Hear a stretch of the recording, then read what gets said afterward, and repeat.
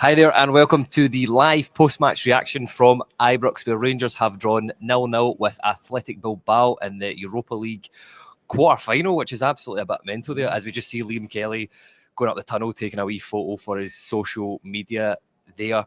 But listen, Tommy, we'll get right into it. We'll start from the off. We arrived at Ibrox, there was very much murmurings round about the place. We all saw that team sheet straight away. Liam Kelly in goals, Tav right back, Sterling, Proper, who will come on to, Balogun, Ridvan, Raskan, Bailey Rice, who Ross and I talked about it in the podcast yesterday. We did not think he would be a starter, but everybody seemed to know something we didn't when he came in and started. Cherny, Dessers and Hadji up top. First of all, how did you react to those 6 changes that Ferguson made? He said he was going to change it, and he did. It's a family show, so I'm going to keep it. I'm going to keep it that way. But no, listen, everybody looked at it and went, "You want to change these wrong? Did you want them wrong for this game in Europe, or did you want them wrong domestically?" I think big call on the goalkeeper, big call in the middle of the park, but do you know what? People have been asking for it, and then you get a manager who's brave enough to say, "Right, I'm going to do it." And I think we'll come to all the circumstances that happened in the game, but can't fault Barry Ferguson for his bravery to say, "I'm in the chair, I'm going to make the call." I'm not entirely sure that's what went through my mind when I first saw the team sheet. Well, yeah, I think that's very fair. But no, you touched on a good point there. I mean, especially under Clement, we were all getting so frustrated because he was saying things and then he wouldn't do them, or he was saying things that just we weren't seeing. True. At least Barry Ferguson has said he's going to make changes, going to play, a different way, and that's after that Hibs game. I mean, I'm sure we'll come on to talk about it. I don't know how a team can do that against Hibs and then come out and do that against one of the fourth in La Liga, but anyway, so Rangers got off to a fairly good start, but the first sort of Rangers, I'm going to call it a mistake because it was a really, really poor pass by Robin Proper.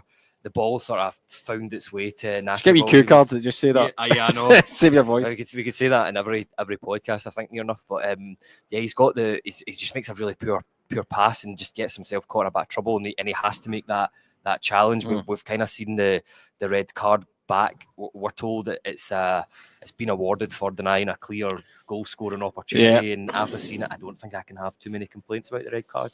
No, I think you're spot on with that, buddy. First thought, maybe just outside the box or whatever. Maybe it's a high challenge. Good seeing it in real time. Then you see the replay. The guy's bursting through. Yeah, he's going to get a shot away. So. No, and effectively, make an argument it made us a better team, but we'll get to that in time. But no, listen, I'm not going to argue with it. I think I probably deserved. Yeah, sure, somewhere Jose Mourinho was sitting up like that. That gif of Leonardo DiCaprio just sitting up and to the camera. 100%.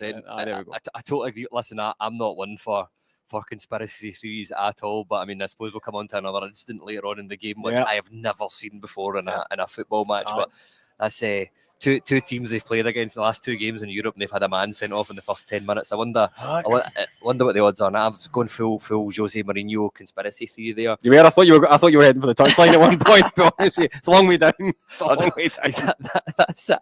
But what I mean, in terms of the first half, I think we both agree it's maybe a bit flat, but I mean, Rangers, given the fact that they were 10 men against that, I mean, I thought Rangers stood up pretty well against that Atletico Bilbao team, especially in that first half. Absolutely, and just to say it like anything that's been in the gantry with me and Cout, it was 13 minutes, not 16. Oh yeah, it's true.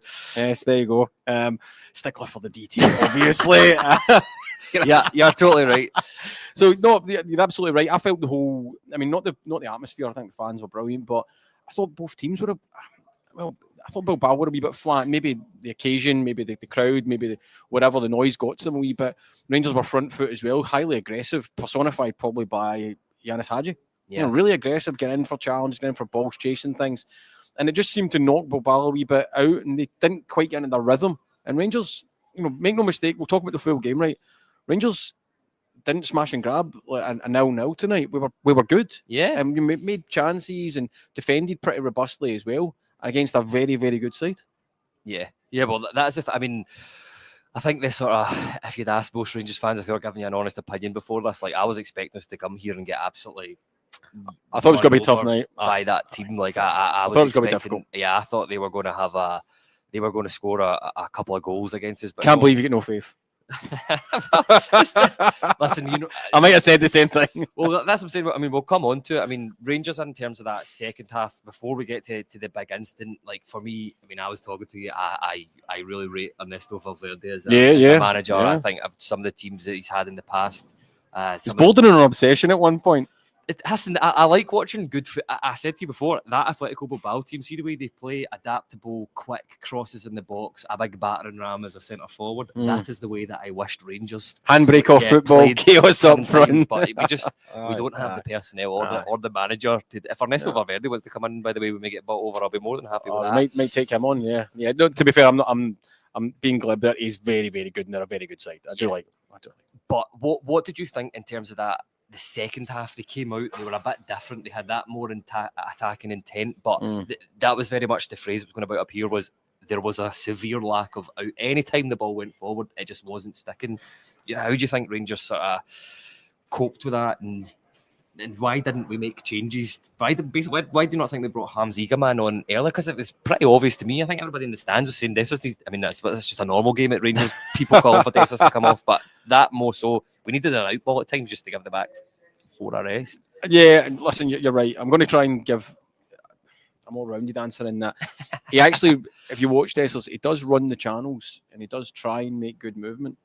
Right, it kind of gets missed. So he moves a back 4 about.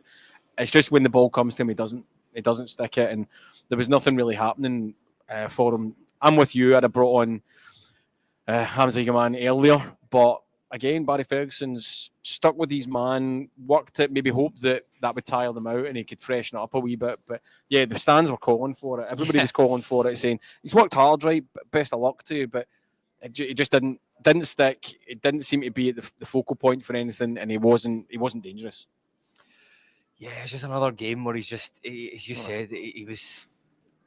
It just seems to make the wrong decisions whenever the ball comes up to him like that. And I've never seen a guy as well who loses the flight of the ball in the air. Yeah. As much as, and it ends up running the other side or running around the defender or just running into the defender. Or falling down, aye. Baffling absolutely stuff. mental. But listen, we'll come to the big talking point in the second half. I can't believe that I have not written down what minute this was before you pull me up about it there. But it was a weird passage of play. The ball comes in, it sort of goes over the top of Tav's head. The athletic substitute that just come on, it was a really tidy finish. But then we are thinking this is going on for an awful long time here. Yep. There's no communication in the stadium about what's happening, and the Rangers fans are thinking, brilliant, this goal is going to be disallowed. Yeah. But then the referee comes over to the VAR monitor, steps away. He has a discussion with Tav, and then he pointed to the. I'm still pretty confused about this point, and then it kind of rung round Ibrox that it was a penalty, which I found very, very bizarre. But Boy steps up, and Liam Kelly, this is one of the changes that Barry Ferguson make, huge change. Yeah. What was your thoughts on, first of all, Liam Kelly saving that penalty, and what did you think of his performance overall tonight? Greatest penalty save there's ever been or ever will be, I think, is what we tweeted out on the this Ibrox X account. But listen, he stays, he stays focused because penalty taker tries to go with pace and power down the middle, and he throws the leg out and gets it up and over the bar as well, which is incredible because it doesn't come straight back out for a tap in. I thought overall he was absolutely assured. Yeah. There was one in a wee bit of Hollywood. There was one in the first half where there was a header in and he's grabbed it with both hands. He doesn't palm it away. It's mid-air. All that type of stuff is good for the morale, good for his balance, all that kind of getting into the game. But it didn't look like he hadn't been playing regularly.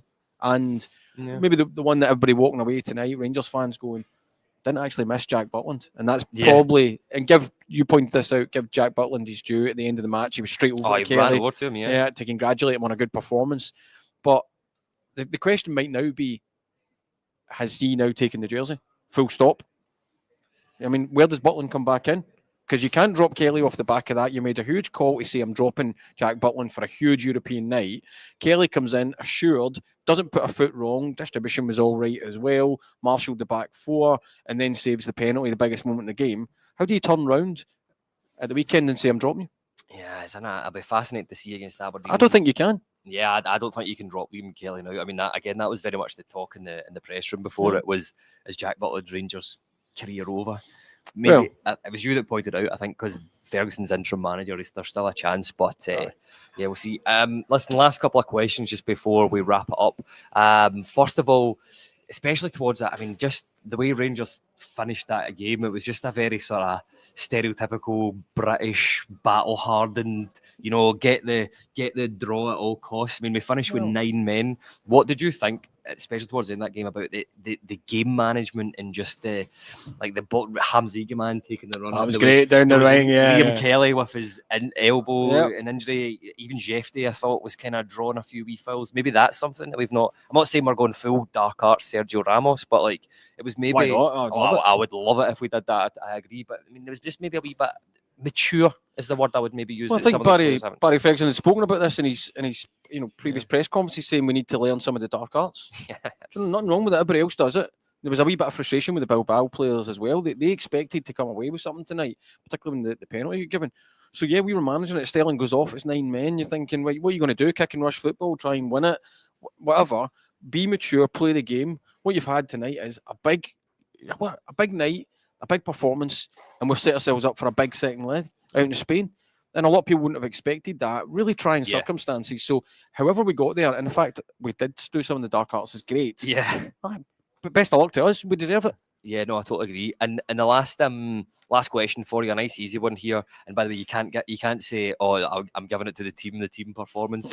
All right, but is there any? You want to pick out a couple of players in terms of how you felt they played tonight, and give your man of the match? Okay, you want to go first? Honestly, the player that I would pick, in terms of maybe not for man of the match, but somebody who I thought both fullbacks. I didn't think Nico Williams got announced a change. You called that out up here pretty early that Tav was marshalling him really well. He was really good, and especially danger man. And especially after Proper went off, it didn't change. No, I thought that spot on with that. Great shout. And the other player that I thought I'd give real good kudos to, and yesterday in the podcast I argued with Ross that I would play Jeffy at left back because he's a bit tall, a bit physical. I couldn't believe it when he took Ridvan off. Yeah. Couldn't believe it. That would be my two. But I would maybe give Raskin man of the match purely based on his industry, the amount of stuff he won, keeping things ticking forward, keeping the ball going forward. All great shouts, mate. All really great shouts, and very similar to you. I might chuck. We've already spoken about Kelly, so don't need to do that. Yeah. I might chuck in. I might chuck in Hadji because of that level of tenacity and aggression, wee bits of quality, but just to see somebody who's maybe more of your flair player type thing, be that industrious as well, was I think a pretty good barometer of where we were. And as the lights go out, we're in the dark. It's certainly not went out in our European journey so far. I'm delighted that I managed to get that in. Oh, there we go. Yeah, I'm going to stick though with Raskin. I think I thought he was really good. I think that's fair. And doing here, just the last word of the pod, and I've got to mention this. Rice was a mensch up until his injury. I think I said that to you. That's he did not look out of place on that pitch, and we do hope he's okay. And fair play to the Athletic fans, the Rangers fans, all applauded him when he came off. Yeah, and he did take a little bit of applause himself. He saw his hands going up. This is like in the dark. It's like one of those ASMR videos, Rangers version. I know, right? Get really, really quiet. Very unnerving. Tune in for the ASMR. This is Ibrox next week. But listen, thanks everybody for tuning in. Take care, and we will see you all again